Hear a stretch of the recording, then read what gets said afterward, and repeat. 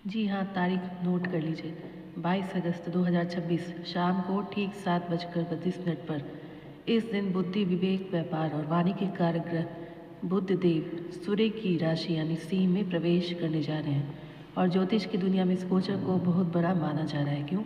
क्योंकि सिंह राशि में ब्रह्मांड के राजा सूर्यदेव पहले से ही 17 अगस्त से अपनी पूरी ताकत के साथ विराजमान है। जब राजा सूर्य और राजकुमार बुध एक ही घर में मिलते हैं तो निर्माण होता है एक अत्यंत शुभ और चमत्कारी योग का, जिसे हम कहते हैं बुधादित्य राजयोग। तो हम जानेंगे वृश्चिक राशि आपके जीवन में क्या उथल पुथल या फिर क्या खुशखबरी होने वाली है। आपके करियर, आपकी आर्थिक स्थिति, आपके बिजनेस, आपके रिश्तों और आपकी सेहत पर इसका क्या प्रभाव पड़ेगा और आपको क्या उपाय करना चाहिए। ज्योतिष शास्त्र में ग्रहों की राजा सूर्य को आत्मा, मान सम्मान, सरकारी नौकरी, पिता और लीडरशिप का कारक माना जाता है। वहीं दूसरी तरफ बुध को लॉजिक, कम्युनिकेशन, बुद्धि, स्किल्स, बिजनेस और चातुर्य का कारक माना जाता है। सिंह राशि सूर्य की अपनी खुद की राशि है, यानी सूर्य यहाँ अपने स्वघर में एक राजा की तरह मजबूत है। अब जरा सोचिए, एक तो सूर्य अपने घर में बलवान है, ऊपर से बुध देव भी वहाँ पहुँच जाएंगे। जब बुद्धि और तेज का यह मिलन होगा तो इंसान की प्रशासनिक क्षमता, निर्णय लेने की शक्ति और समाज में उसका रुतबा अचानक से बढ़ जाता है। वृश्चिक राशि सूर्य देव सिंह राशि में 17 अगस्त से लेकर 16 सितंबर 2026 तक बने रहेंगे और बुध देव भी यहाँ 22 अगस्त को प्रवेश करेंगे और 7 सितंबर तक सूर्य के साथ बिल्कुल नज़दीकी युति में रहेंगे। यानी 22 अगस्त से 7 सितंबर 2026 का जो समय है, यह इस राजयोग का गोल्डन पीरियड या पीक टाइम होने वाला है। और साथ में सिंह राशि में पहले से केतु भी मौजूद है। ज्योतिषीय गणना के अनुसार जहाँ सूर्य बुध मिलकर बुधादित्य योग बनाएंगे, वहीं केतु के मिलने से त्रिग्रही योग का भी निर्माण होगा। यह केतु का आपको थोड़ा सा वैराग्य, थोड़ा डीप थिंकिंग देगा। यानी यह समय सिर्फ हवा में उड़ने का नहीं होगा, बल्कि बहुत कुछ सोच समझकर अपनी रणनीतियों को गुप्त रखकर आगे बढ़ने का होगा। वृश्चिक राशि के जातकों, आपके मन में सवाल हो सकता है कि हमारे लिए ये जो गोचर है क्यों खास है। तो काल पुरुष की कुंडली के अनुसार वृश्चिक राशि के लिए सिंह राशि आपके दशम भाव में आती है और कुंडली का दशम भाव होता है हमारे कर्म भाव का, कीर्ति भाव का। ये घर हमारे करियर, हमारी नौकरी और बिजनेस, आपके बॉस के साथ रिश्ते, आपकी सामाजिक प्रतिष्ठा, राजनीति और पिता की स्थिति को दर्शाता है। जब सूर्य और बुध जैसे दो अत्यंत प्रभावशाली ग्रह आपके कर्म स्थान पर बैठेंगे तो आपके कार्यक्षेत्र में एक जबरदस्त ऊर्जा का संचार होने वाला है।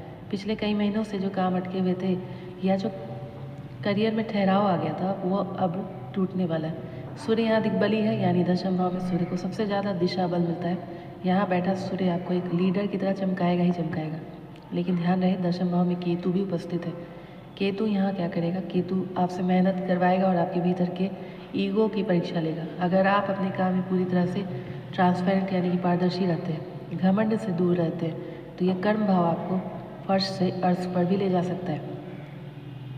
यदि आप नौकरी कर रहे हैं, लंबे समय से प्रमोशन या वेतन का इंतजार कर रहे हैं, तो 22 अगस्त के बाद परिस्थिति आपके पक्ष में बदल सकती है। आपके बॉस और सीनियर अधिकारी आपके काम की तारीफ करेंगे। जो लोग सरकारी नौकरी की तैयारी कर रहे हैं, सरकारी क्षेत्र से जुड़कर कोई काम करना चाहते हैं, उनके लिए सूर्य बुध की यह युति किसी वरदान से कम नहीं है। आपको नई जिम्मेदारियां मिल सकती हैं। लेकिन एक बात आपको थोड़ा सा ध्यान रखना है कि दशम भाव का केतु कई बार काम के बोझ के कारण आपके मन में अचानक से नौकरी छोड़ने का विचार ला सकता है। आपको लगेगा मुझे उतनी पहचान नहीं मिल रही है जितनी मिलनी चाहिए। मेरी सलाह यह है कि 22 अगस्त से 7 सितंबर के बीच में गुस्से में आकर या जल्दबाजी में कोई भी नौकरी बदलने का फैसला ना लें। इतना ही नहीं, आपको जब तक केतु यहाँ विराजमान है, नौकरी में बदलाव के लिए सोच समझ कर ही आपको फैसला लेना है। शांति से काम लीजिएगा, यह समय आपकी परीक्षा है और अंत में आपकी ही जीत होगी। अगर बिजनेस करते हैं तो बुध का सिंह राशि में जाना आपके कमर्शियल स्किल्स, व्यापारिक सूझबूझ को बहुत तेज कर देगा। आप वाक पटुता यानी बात करने की शैली में नए ग्राहक को आकर्षित करेंगे।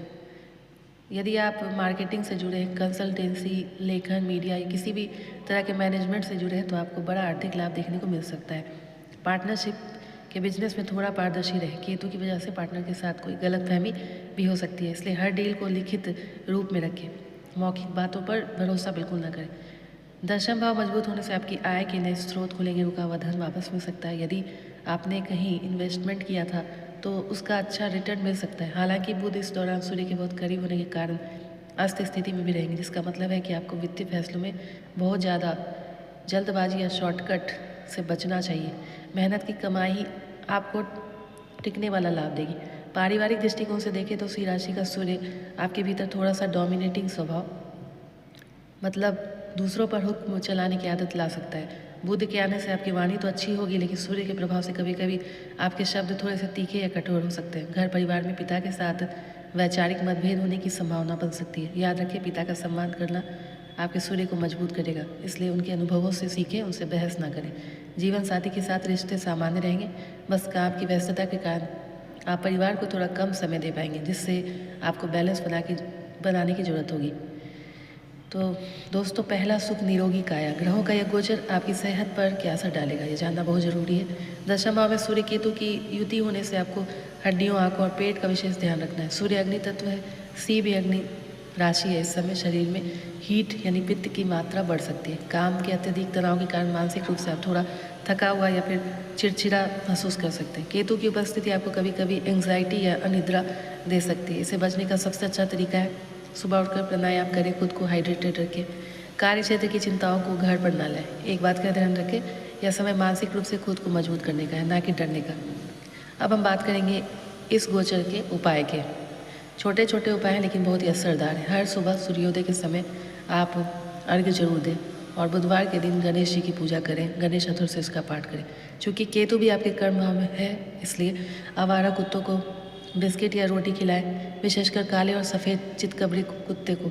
शनिवार या बुधवार के दिन कंबल या फिर 7 अनाज का दाना का दान करना बहुत ही शुभ रहेगा।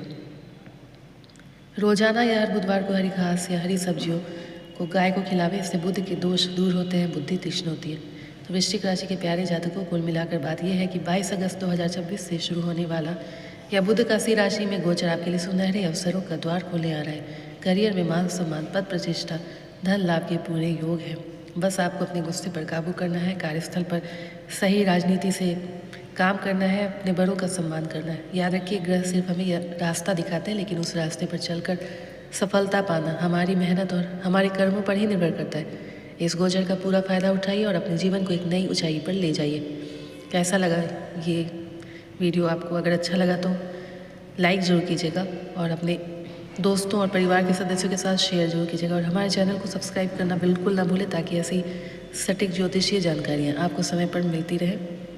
बहुत बहुत धन्यवाद। मिलते हैं अगली वीडियो में एक नए और दिलचस्प विषय के साथ। तब तक के लिए हंसते रहिए, मुस्कुराते रहिए और देखते रहिए हमारे चैनल। नमस्कार, जय श्री कृष्ण।